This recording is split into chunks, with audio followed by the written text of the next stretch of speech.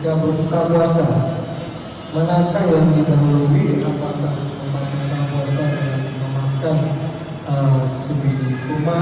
misalnya, ataukah menadahkan tangan berdoa dulu?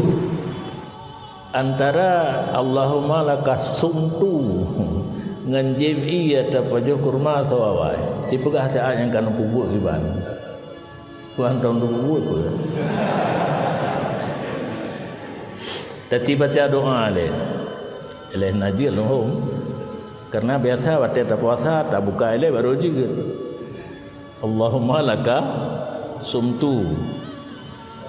wa bika amantu wa ala rizqika aftartu menyawai tak baca kasulit dinan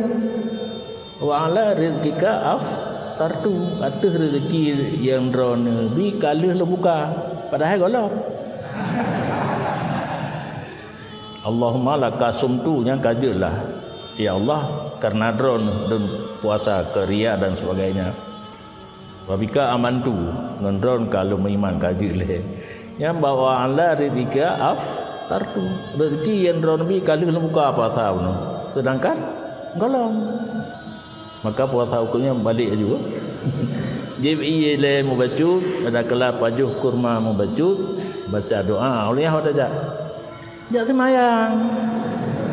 nak baik trip masalah nan rupa yang trip masalah idanyo tung semayang wate kena semayang hanjir tu saga dah tung semayang bawai semayang bekas tersedia alat dengan buka buh kurma buh bekas tersedia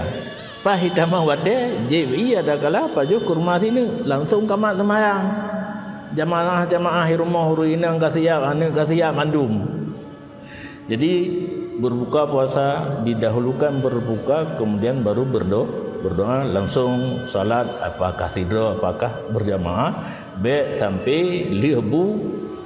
kata ke mata